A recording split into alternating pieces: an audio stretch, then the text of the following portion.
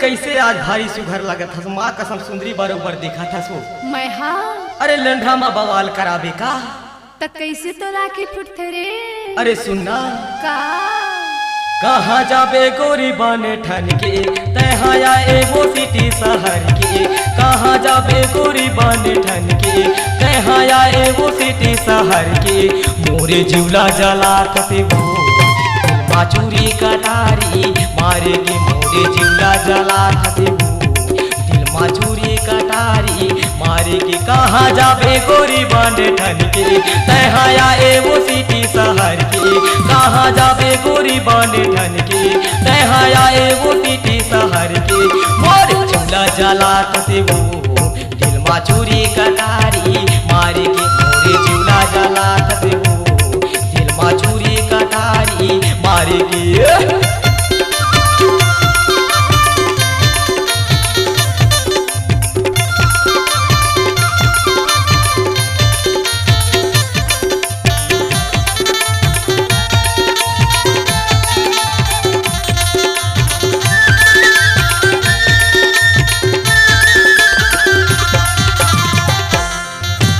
आनी बनी के खोआ जलेबी आना गोरी खाले पान वो।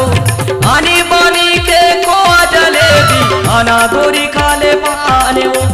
हीरो होंडा माँ तोला बैठा के ले जा हो राजन से गाँव में वो। हीरो होंडा माँ तोला बैठा के ले जा हो राजन से गाँव में। बुढ़वा माते हवे रे गवई के, तहाँ आए वो सिटी शहर के। बुढ़वा माते हवे वो गवई के, तहाँ आए रे सिटी शहर के।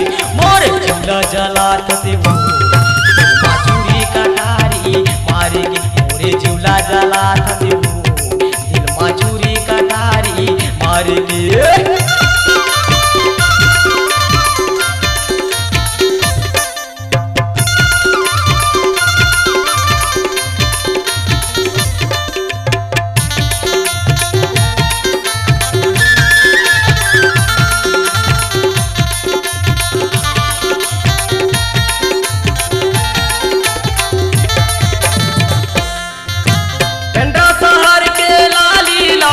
जिलायानुपुर के बालियो गंडा शहर के लाली लाहू। जिलायानुपुर के बालियो हजरी बाजार के माला वो गोरी घूमत रही कस मधुबाला। हजरी बाजार के माला वो गोरी घूमत रही कस मधुबाला। बुढ़वा माते हवे रे गवई के, तहाँ आए वो सिटी शहर के। बुढ़वा माते हवे वो गवई के, तहाँ आए वो सिटी शहर के। मोर जिवला जला कते वो माचूरी कटारी मारे के। मोरे जिवला जला कते वो दिल माचूरी कटारी मारे के।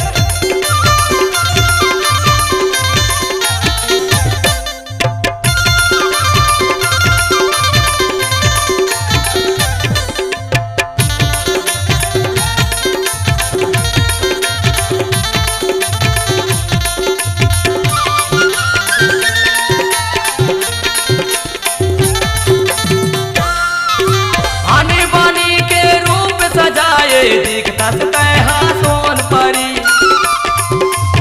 आनी बनी के रूप सजाए दिखता तहाँ सोन परी। फूला फूला तो सोरन ला देखे लार तुझवा वे वो तरी तरी। फूला फूला तोर बदन ला देखे लार तुझवा वे वो तरी तरी। माया मांगा तो टूरी गाली माँ तोरे संग माँ भाग चली ना।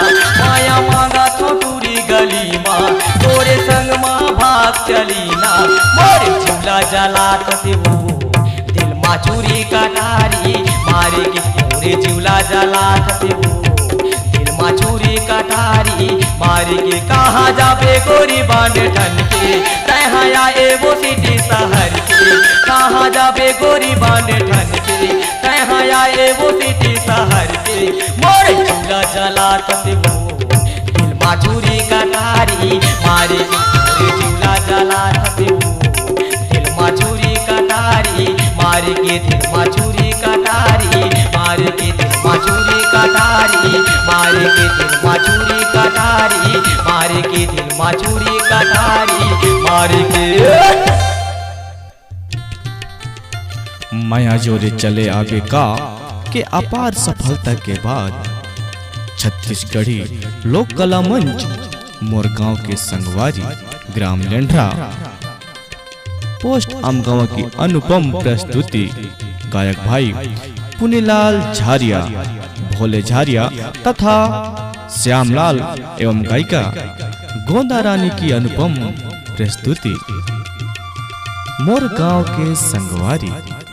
जी हाँ, मोरगांव के संगवारी। प्रोग्राम के लिए संपर्क करें। हमारा संपर्क नंबर है